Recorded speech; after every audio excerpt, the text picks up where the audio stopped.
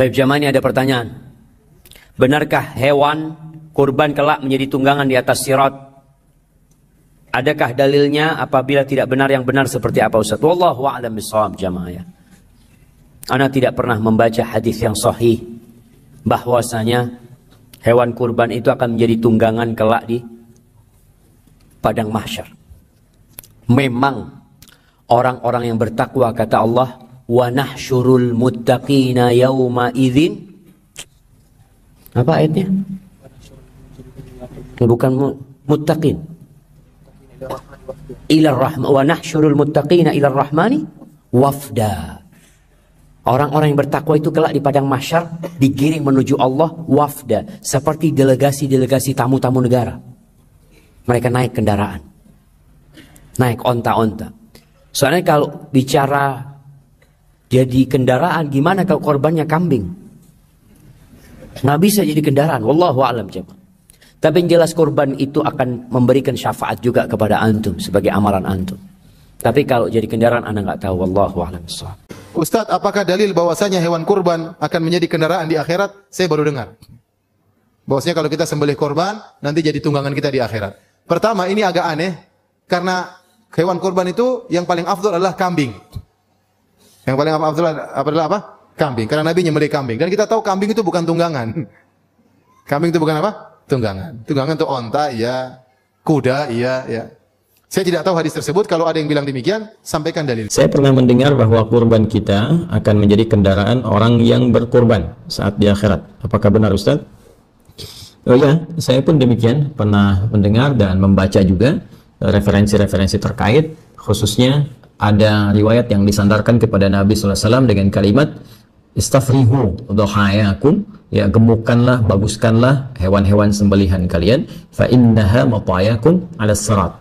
Karena sesungguhnya hewan-hewan kurban, hewan-hewan sembelihan yang dibaguskan itu nanti akan datang di hari kiamat menjadi kendaraan kalian melewati sirat, ya, melewati jembatan penyeberangan yang menentukan antara rahmat ataukah azab, antara surga ataukah neraka.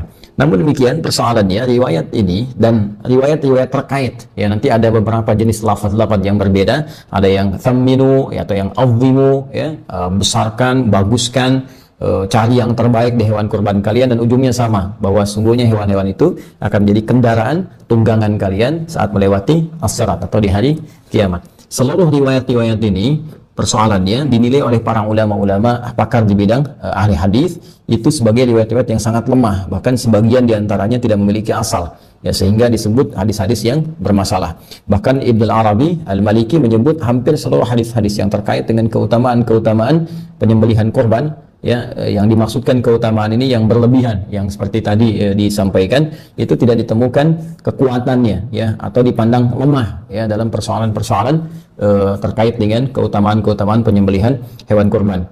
Di sini kita bisa temukan beberapa ulama mengomentari spesifik atas riwayat yang tadi disampaikan, seperti Al-Imam Ibnu Hajar Al-Asqalani dalam Talhisul Habir juga menyebut riwayat ini sangat lemah sekali.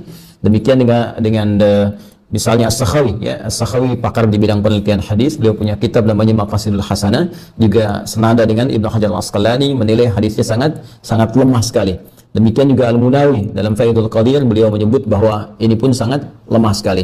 Dan beberapa ulama termasuk Al-Imam As-Suyuti juga beliau menilai bahwa hadis ini sangat lemah sekali. Namun ada yang menarik, beberapa komentar para ulama, sekalipun pandangan mereka menyebut bahwa ini riwayat-riwayat ini lemah, bahkan pada sebagian riwayatnya yang lain itu tidak ada asalnya, tidak ada ketersambungan kepada Nabi SAW, sehingga disebut dengan hadis-hadis yang palsu, hadis-hadis yang cacat sanad. Namun demikian, ada komentar yang sangat juga cukup bagus dari sebagian kalangan ulama yang menyebutkan bahwa boleh jadi perkataan-perkataan ini sesungguhnya bukan ingin menunjukkan maksud dari real aslinya ini menjadi kendaraan, tapi berupa majas atau kiasan, karena ungkapan-ungkapan dalam bahasa Arab itu seringkali juga bisa bermakna kiasan. Apa maksudnya? Maksudnya adalah hewan-hewan ini, ya, jika memang kita bisa mencari yang paling bagus, mencari yang paling baik, maka dimungkinkan pahalanya semakin bagus, ya, semakin baik, semakin banyak. Dan dengan banyaknya pahala ini yang akan memudahkan kita melewati as-sirat, karena timbangannya semakin besar, timbangan semakin banyak. Ya, bukankah korban pertama yang diterima oleh Allah Subhanahu wa taala dari anak Nabi Adam alaihissalam adalah korban yang terbaik? ya kurban yang paling bagus, ya kan? Seperti disebutkan, disyaratkan di Quran surah ke-5 Al-Maidah ayat 27 itu, ya watlu alaihim naba abnai adam bil haqqi idh qarraba qurbanan fatuqbila min ahadihima ya wa lam yutaqabbal minal akhar. Dan bacakanlah Muhammad SAW, ajarkan kepada mereka kisah tentang dua anak Adam ya alaihissalam dengan kisah yang sebenar-benarnya. Ketika mereka dimintakan oleh Allah Subhanahu wa taala untuk menunaikan ibadah kurban, ya maka diterima yang satu, yang lainnya ditolak. Siapa yang diterima ini adalah anak Adam alaihissalam yang berkurban dengan hewan ternaknya, ya dipilih yang paling bagus, yang paling gemuk, yang paling indah tampilannya, itu yang diterima. Sementara yang satunya lagi tidak mendapatkan penerimaan karena memilih kualitas yang paling jelek dari hasil perkebunannya. Nah, ini di sini ya kemudian terlihat bagaimana kesungguhan untuk berkorban itu, sampai-sampai ketika Allah pun menurunkan surah Al-Kautsar ya kepada Nabi Muhammad SAW yang menjamin surga terbaik ya dengan segala keindahan nikmatnya, sampai-sampai Allah memerintahkan Nabi bersyukur untuk memperbanyak salat, kemudian juga berkorban ya. Dan perhatikan kalimatnya, inna a'tainakal kautsar fasalli, ya maka salatlah li rabbika, kepada Rabbmu, ya wanhar, ya dan berkurbanlah. Kalimatnya menggunakan nahar. Nahar itu sepakat dalam bahasa Arab digunakan untuk apa? Unta. Ya, hewan sembelihan untuk unta. Sedangkan unta tingkat yang paling tinggi, yang paling bagus, yang paling besar, yang paling banyak manfaatnya.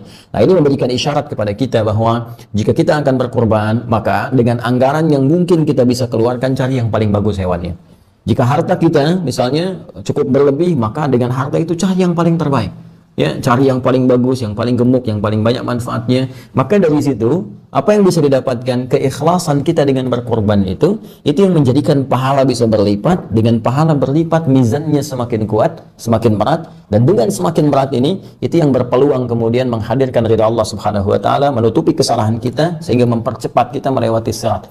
Barangkali ini yang dimaksudkan menjadi kendaraan dalam konteks amalnya, bukan konteks kemudian hewannya. Karena Allah sendiri menyampaikan dalam surat Al-Hajj ayat ke-37, la yanalallaha luhumuha wala dima'uha walakin yanaluhu taqwa minkum. Yang sampai kepada Allah itu bukan dagingnya, yang sampai bukan darahnya, tapi yang sampai kepada Allah ketakwaan kitanya. Dan dengan takwa ini kendaraan terbaik dan pakaian terbaik yang kita kenakan untuk bisa menghadap Allah dan mempercepat kita melewati sirat guna menuju rahmat Allah Subhanahu wa taala, yaitu surganya. Walibasut taqwa dzalika khair. Dan pakaian takwa itulah pakaian yang terbaik.